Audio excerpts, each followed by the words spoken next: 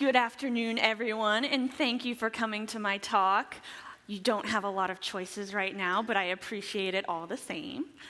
And I'm going to talk to you today, and really I'm going to tell you a story. And it's the story of what it takes to become a software engineer starting right now. Now, some of you, this might feel a little redundant because you're already here and you're already software engineers, but this talk is focused on the next generation. The kids that are in kindergarten today or in grade school today that have a lot of time in front of them to influence them to choose a career in this or to not. So here's a few examples of those children, and I want you to take a minute and look at them, study them, and I want you to choose which one is going to become the software engineer. I need you to be like really sure. There's only one question on this quiz, so it's really pass or fail. Okay. It's rough, right? Because they're just kids. There's nothing distinctive about them right now to tell you who's going to become the software engineer or the lawyer or the doctor or the florist or the astronaut. They're all equally likely to do these things. So I'll get back to these kids and I'll give you the answer, I promise. But for now, I want to look at the general representation of a child. These are my two wonderful drawings, and they represent the average American girl and boy. And right now, I'm very optimistic. I give them a 100% chance of being a software engineer. So they are brand new, they are fresh, and they are open to influences. And so I'm putting 100% down that they are definitely going to be software engineers. But what's going to happen over the course of this story is that they are going to experience different things. And while I can't tell you their complete story, because we're going to go from 0 to age 35 here in the next 40 minutes, I am going to give you little snapshots of their life and what they're going to be influenced by and experience over the next 35 years. And this is by far not a complete illustration of their lives or the influences that are around them, but it's a few that I want to draw attention to show you their importance. So the first thing that this little boy and girl are probably going to encounter are toys. And so I'm going to look at the rather ubiquitous example of Legos, because that's something that we've all interacted with, we've all heard of. And there's a reason for that, because Legos are a wonderful toy. They allow you to create wondrous worlds, do anything you can imagine, and create beautiful things. And from a scientific perspective, they actually have been proven in multiple studies to give kids a leg up in math, lifelong increase in confidence, and an improvement in their problem-solving skills. Math, confidence, problem-solving. That sounds like a few buzzwords that a new grad would throw out to get a job at any tech company. So these are important factors that will give kids a leg up and give them the confidence they need to pursue a career in software engineering. So it definitely counts as one of the influences. Now this ad is really charming, and it's actually from a campaign that ran in 1981. I'm going to show you a quick video clip of the ads that ran from 2009 to 2012. Your weapons and blast into action. You control the battle. Transform to attack mode. Prepare for battle. Arm the rocket. Arm the weapons.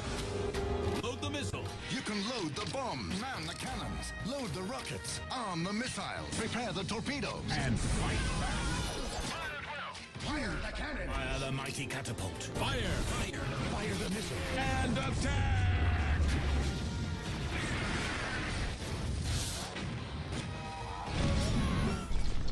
Each set sold separately. Okay, there was a definite point to these ads and a definite theme. And it really kind of loses some of the charm of the ad I showed you before, right? That was creativity, and that was kids creating whatever they wanted.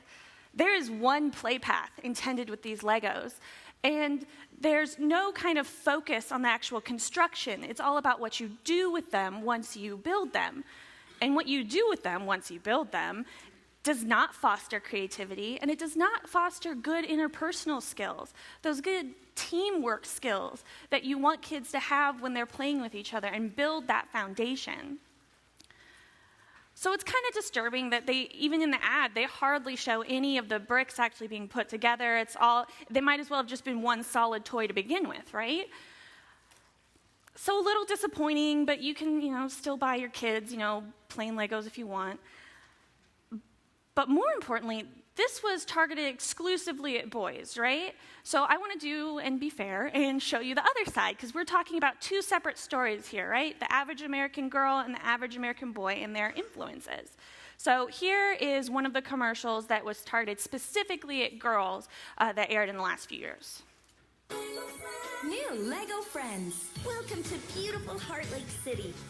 I'm Stephanie. I'm going to a party at the new cafe with my friend Olivia. That's me. Time to chill with the girls. At the beauty shop, Emma is styled and ready to go. So is Mia. The cafe is the coolest spot in Heart Lake City. I'm Andrea. I love being together with my friends. New Lego friends. Okay, definitely a very different vibe. But one of the persistent themes is that construction isn't focused on very much at all. I will give them props. Lego Friends at least introduces the idea that you should be cooperating with others, you should be playing with others in a positive manner. But construction's left out of most of it, and definitely we see that one designated play path again. You're definitely going to build the vet's office, and then you're going to play and be a vet, and that's all that set is good for.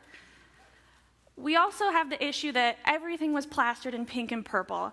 And while that's not bad by itself, it's also wrapped in the gender stereotypes that these were all leisure activities, which is a stark difference from the Lego City set, which is completely occupation-based.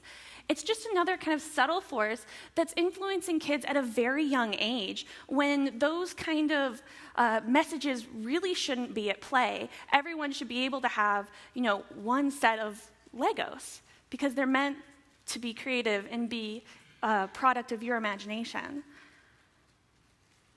This is getting back to that earlier ad campaign where the bricks were the toys themselves. It wasn't what you did with them afterwards, it was the actual creative process. Lego's original slogan was "Just Imagine," and I feel like that's been really lost over the last few years. And with it is the loss of the benefits that we talked about before. If you're playing with any of the sets in those commercials before, you're not really gaining any spatial reasoning skills. You're not really using any of your creativity or problem solving. You follow the pamphlet and you play like they intended, and then you're done. And Lego's not the only one. Like I said, these are just snapshots, and definitely you can enjoy something while critiquing it. So I definitely still love my Legos, but I prefer just the big box of random Legos to pre-built sets. Luckily, this kind of gap has been shown, and toy companies know that it's there, and they're kind of trying to rectify it. There's wonderful toys out there like Snap Circuits and Kano and Sphero that are all there to teach the basics of circuits and programming. Scratch is a coding language that's drag and drop, so no syntax errors, that kids as young as 5 can use, and I've seen it. It's definitely a wonderful turn of events that companies have seen, that parents in the industry want to show their kids this side of engineering even at a young age. Also, if you have $1,000 to drop and you want to be the coolest parent ever, 3D printing is the new arts and crafts, and this is a fully functional gear, so you can turn each individual part and it was all 3D printed. I think it's pretty cool. Anyway, so what does this translate to? So there's no super hard studies of, what happens if you let someone play with the Legos Friends set. But by 4th grade, studies show that girls and boys equally only enjoy STEM 66%. Only 66% of the kids still care about STEM and want to pursue a career in it. And so there's obviously some influence away from it. It's a little concerning. Nothing concrete. Obviously, if 66% of kids went in to software engineering, any engineering, we'd be in a really great spot. But okay, so time goes on, and maybe they don't play with toys as much, and the next big influence in these kids' lives is going to be TV, movies, and video games. And it's important because the average teenager in America spends 20 hours watching TV. So this is a big one. This is a big influence. So I went ahead and got the top 49 shows of 2014 according to IMDb, and because I figured that's what they're watching. And then I looked at ones that had prominent tech roles. So these are people that have names, that have lines, that show up consistently. And shockingly, it was about 18% of the shows had a recognizable tech figure in them, which is great. And I took it one step further, and I looked at ones that had a legitimate programmer on their show, and came out with over 10% of the top shows having a programmer with a name that talks to all the characters that's actually prominent, which is pretty solid, considering programming's about 3% of the careers in America, so we're overrepresented in TV shows, which is great. Right? Spoiler alert, I'm about to say no. So I dove a little deeper because I'm like, okay, on the surface, that's really great. And this is where I have to stop, and I have to give you 3 really quick definitions so that this presentation can move along. And it's nerd, geek, and dork, okay? And so you can argue with me later on this, but here's the definitions I'm going to use for this. A geek is someone with profound knowledge in pop culture and media. A nerd is someone with profound knowledge in science and math. And a dork is a loser. Okay? Now that we got that straight, I'm going to dive into one of these shows a little deeper and tell you why I kind of think it's hurting instead of helping. I chose Big Bang Theory because statistically most of you are probably seen it. And I want to point out 2 specific things about Big Bang Theory. And don't get me wrong, I've watched a lot of it, I love it, but I think as a whole, it's hurting the image of software developers. And this is important because as teens and tweens start to view more media, they are incredibly impressionable. They are trying to be popular, they are trying to be cool, and they care. They are not yet adults, they cannot yet have that kind of self-confidence needed to overcome some societal influences and views. So if you watch Big Bang Theory, you'll know there's a laugh track that they use quite profusely. And it's important to figure out when it triggers. Because if Sheldon makes a physics joke, the laugh track doesn't trigger. I laugh, but the laugh track doesn't laugh. But if they pan to a scene of them cosplaying as hobbits, you bet it is on full blast. But what they've done there is said that those hobbies, cosplay, D&D, WoW, those are all laughable and should be considered dorky. And what TV and shows need to kind of aim towards is not alienating or giving a safe place to make fun of those, but kind of glorifying geekdom and nerddom. And they do this with plenty of other professions, right? We got Grey's Anatomy, we got McDreamy. Yeah, that's not standard. And then we got Rescue Me. Those are some hot firefighters. And I'm just saying, they have taken other careers and made them sexy. And look what they've done here. They've taken these people and they've made them incredibly characterized into this dork, when this is what they can look like. So there's no need to go down this extreme of making them dorks when you could glorify them in the show and make it acceptable. And like I said, this is a much bigger deal at those younger ages as people are trying to find themselves and try to fit in. I once had a professor call middle school the deepest pit in hell, and I have not found evidence that is false. So why would you do this to yourself at that age when all you're trying to do is get through, right? And I'm not making stuff up. The stats back me up here. Those same kids that were at 66% back in 4th grade, by the time they hit high school, this is their interest in STEM. There has been a severe decline, and this is the first time we start to see that dichotomy of a bigger loss in women than men, and that's partly because there are no role models. I didn't mention it in the previous slide, but there's a big lack of women in those tech roles. But it's concerning that that's such a steep drop-off. And again, we're trying to hit, right, 3% of our workforce needs to be qualified programmers, and so I'm getting a little worried. We're still kind of okay, but I'm getting a little worried. But that's okay.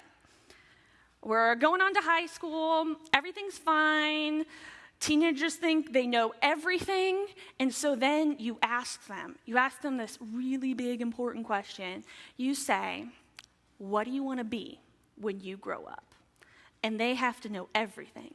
So they give you an answer without doing a whole lot of research. And what they do is they pull on knowledge they already have, what they've experienced, and again, some of those media influences, what they're good at. And then they get to choose classes that kind of back that, right, to see if they really like it. By a show of hands, how many of you had access to AP classes in high school? Okay, how many of you had access to the AP computer science class? Okay, that's a pretty good one. So these are kind of the courses that students use to guide them. Obviously, you get to choose your first kind of electives in high school. And AP courses are college level, so you feel if you're good in those, then maybe that's what you want to go into. But out of the 1.3 million exams given, last year, only 22,000 were given in computer science. 1.3 million, 22,000. That ranks just above 2D design. And I'm not saying that's not important, but I feel like we shouldn't be slotted right next to that. It should be one of the top slots because it's such a growing field. It's a booming field, and it's one that can let people do so many things. It's the key to getting into almost any other profession, as 2/3 of industries now have computer science integrated into them critically. So it sounded really doom and gloom so far. I'm kind of sorry. But good news is that you guys can make a big difference. When surveyed, kids that decided to go into STEM fields, half of them said that the key reason they chose that was because of a mentor. Somebody encouraged them. Someone said it was okay. Someone said, don't care what other people think. If you love it, go for it. And that's what half of them said was the most important factor. Not what classes they took or what they saw or what their friends did, but a mentor they looked up to. So let's take a look at the numbers, and I'm sorry for all the text on the slide. So this is just the breakdown of the stats as they trickled down in 2013, I believe. Each bubble is a percentage of the one above it, except for the very last row, which is just a gender breakdown there. So if you trickle all the way down, people that go to a typical four-year institution, people that say they're going to be engineers, people that say they're going to go into computer science, look, we hit that magical 3% number. So we're good, right? Except this is just the people who intend to do this. And we still have a few years to go in our story, right? I said I was going to take you all the way from 0 to 35. So we're at 18, and we've come down to our goal. And then you see the gender disparity, which is just carrying over from all our other numbers. Let's see how that plays out into our overall numbers, because that was obviously just high school graduates. All right. So it's looking a little worse, but whatever. We're still at the 3% mark. We're solid, and guess what? We got these kids interested, and it's time to go to college, which is a whole new set of challenges. Because we get these 3% into college, but there's two things that can happen. We can have dropout and we can have swap out. And so we all know what dropout is, but swap out is people that decide on a major and then switch out into another one. And there's a lot of reasons for this. Engineering's pretty hard, right? It's pretty hard. Maybe you super didn't know what you were going to do. Maybe you met some new friends. Their names might be Bud, Jose, and Captain. And you decide you want to spend a little more time with them. And so you're like, oh, marketing degree, that sounds like a lot better. And so you switch out. And okay, it happens. And so these kids get into college, but we don't keep them. I mean, you can't keep 100% in, but there's an immense amount of swap out. The kids that go into engineering, I mean, they're determined and they're smart, but things change. And this is where I have to take a moment and specifically point out what happens to one side of our story. Because I'm sure if you guys went to a typical university, you sat down in one of your higher level classes, and you looked around, and there was the one girl. And she's different, which isn't bad at all, and it shouldn't matter, except for something that's very incredibly prevalent amongst women in tech and women in engineering. It's called imposter syndrome. And if you haven't looked into it or heard of it before, I highly recommend going and researching it. It's a fun topic to learn about. But I'll give you the quick cliff notes. What happens is imposter syndrome is when you do not get any gratification or self-assurance from your accomplishments, even if they are recognized by your peers and your managers. You constantly think you're faking it, and that any moment someone's going to come out with the siren and they're going to be like, faking it, please. And they're going to come and they're going to say, you're not qualified to do this, even if every other influence is saying that. This is incredibly prevalent in minorities, which are represented at a rate 15% or under in their peers, which is why it comes into play at college. Because for the first time in their lives, but for most of these women, they step onto a college campus or they step into their classes and they're a minority for the very first time. They've never had to battle with imposter syndrome. This is another effect. You represent your peer group instead of you, which that's a big burden to bear.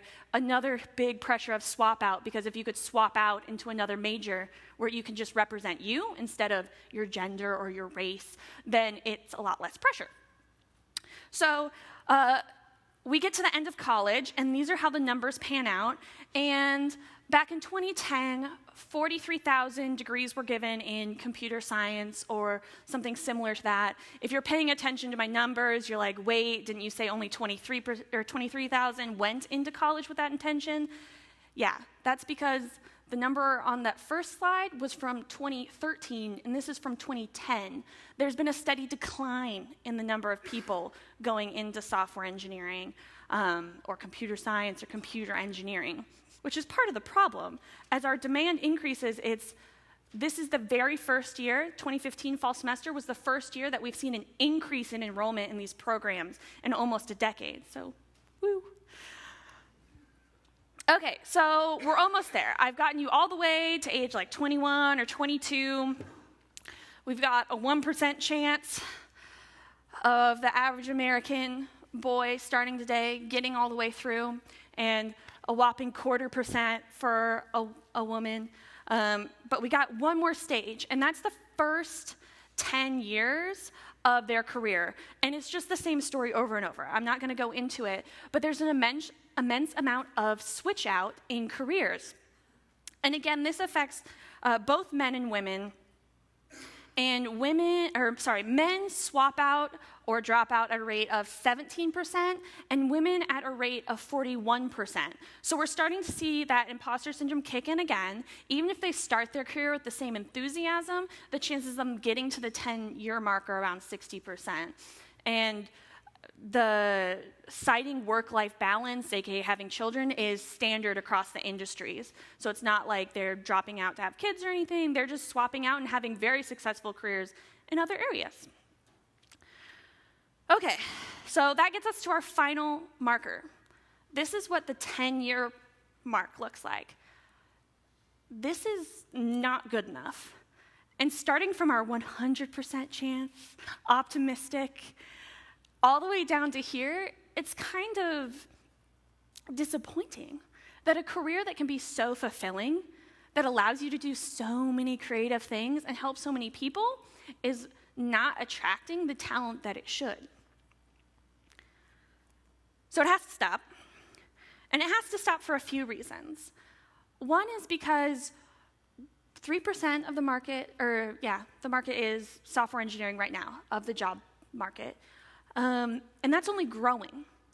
In 2020, they predict about 5% of jobs are going to be software engineering, computer science based, which is going to leave us with a 1 million engineer deficit in the United States, which is ridiculous for a job that's not only gratifying, but virtually zero unemployment and awesome pay. We're not talking about like trying to herd 3-year-olds, right, and watch them all day. We're talking about making wonderful products. The second side of that is that corporations are going to suffer. It takes engineers to maintain code, which we all know, but it also takes engineers to grow.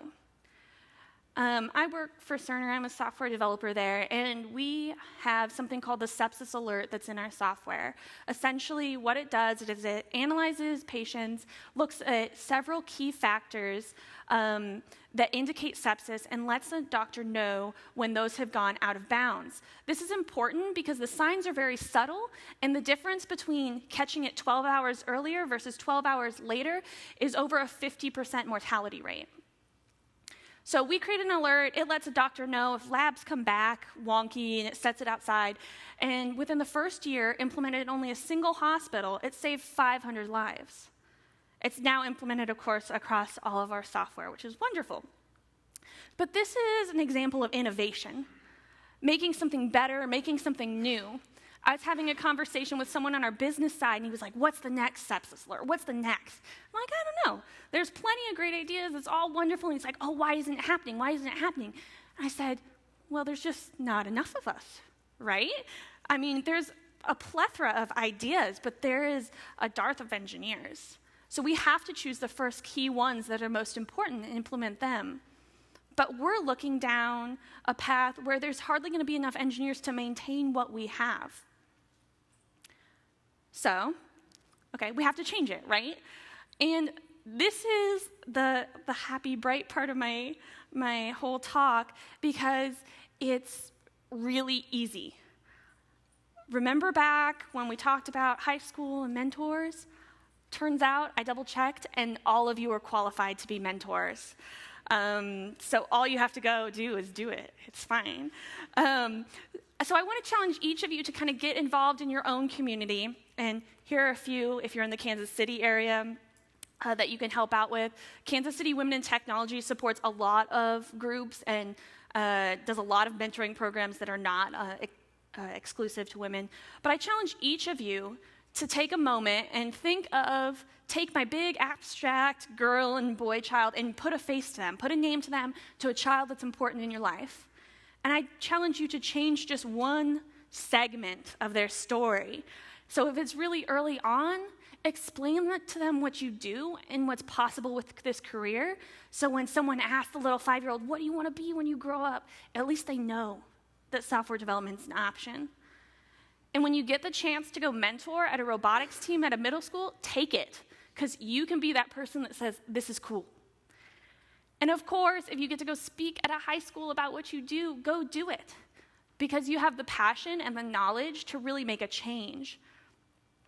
And all of you come from such a diverse background that you can really show that engineering and software engineering is a gateway into any career that they would want to go in. I went and spoke with a high school a few weeks ago, and it was to their healthcare class. I was like, yeah, because they were all in the mindset, like, gotta be a nurse, gotta be a doctor. And I'm like, no, hold on. There's so much more you can do, but it can be applied to so many different areas. So take that moment and really just change the direction of that child just a little bit, just enough so that maybe we can continue this trend up and really change it. Okay, so I did promise you the answers to this question, and before I give it, I just wanted to tell you all, thank you so much for all your time here. I'll be available afterwards for questions, and thank you so much for joining me today.